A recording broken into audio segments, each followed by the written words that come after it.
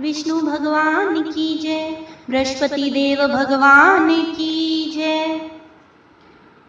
किसी गांव में एक साहूकार रहता था, जिसके घर में अन्न, वस्त्र और धन किसी की कोई कमी नहीं थी।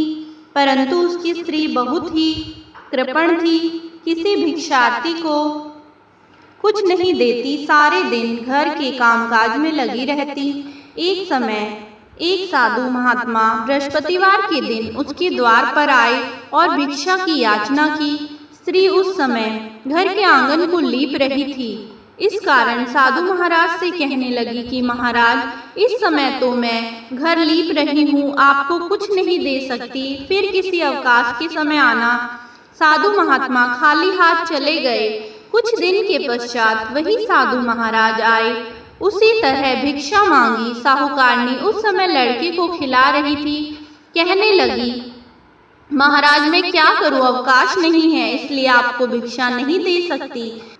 तीसरी बार महात्मा आए तो उसने उन्हें उसी तरह टालना चाहा, परंतु महात्मा जी कहने लगे कि यदि तुमको बिल्कुल ही अवकाश हो जाए तो मुझको भिक्षा दोगी। साहूकारनी कहने लगी कि हाँ महाराज, यदि ऐसा हो जाए तो आपकी बड़ी कृपा होगी। साधु महात्मा जी कहने लगे कि अच्छा, मैं एक उपाय बतलाता हूँ। तुम बृहस्पतिवार को दिन चढ़ने पर उठो और सारे घर में झाड़ू लगाकर कूड़ा एक कोने में जमा करके रख दो। घर में चौका आदि मत लगाओ। फिर स्नान आदि करके घर वालों से कह दो उस दिन सब हजामत अवश्य बनाएं। रसोई बनाकर चूल्हे के पीछे रखा करो, सामने कभी न रखो। सायंकाल को अंधेरा होने के बाद दीपक जलाया करो तथा बृहस्पतिवार को पीले वस्त्र मत धारण करो, न पीले रंग की चीजों का भोजन करो। यदि ऐसा करोगे तो तुमको घर का कोई काम नहीं करना पड़ेगा। साहूकारनी ने ऐसा ही किया। बृहस्पतिवार को दिन चढ़े उठी, झाड़ू लगाकर कूड़े को घर में जमा कर दिया। पुरुषों ने हजामत बनवाई, भोजन बनवाकर चूल्हे के पीछे रखा। वह सब बृहस्पतिवारों को ऐसा ही करती रही। अब कुछ काल बाद उसके घर में खाने को दाना न रहा। थोड़े दिनों में महात्मा फिर आए और भिक्षा मांगी, परंतु सेठानी ने कहा, महाराज मेरे घर में खाने को अन्न नहीं है, आपको क्या दे सकती हूँ। तब महात्मा ने कहा कि जब तुम्हारे घर में सब कुछ था तब भी तुम कुछ नहीं देती थी, अब पूरा पूरा अवकाश है तब भी कुछ नहीं दे रही हो।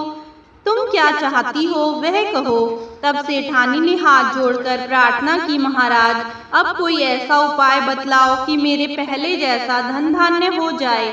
अब मैं प्रतिज्ञा करती हूँ कि मैं अवश्य में जैसा आप कहेंगे वैसा ही करूंगी। तब महात्मा जी ने कहा, बृहस्पतिवार को प्रातःकाल उठकर स्नान आदि से निर्वृत्त हो, घर को गौ के गोबर से लीपो तथा घर के पुरुष हजामत न बनवाएं। भूखों को अन्न जल देती रहा करो। ठीक संध्या काल दीपक जलाओ। यदि ऐसा करोगी तो तुम्हारी सब मनोकामनाएं भगवान बृहस्पति जी की कृपा से पूर्ण होंगी। सेठानी ने ऐसा ही किया और उसके घर में धन धान्य वैसा ही हो गया जैसे कि पहले था। इस प्रकार भगवान बृहस्पति जी की कृपा से अनेक प्रकार के सुख भोग कर दीर्घ काल तक जीवित रही।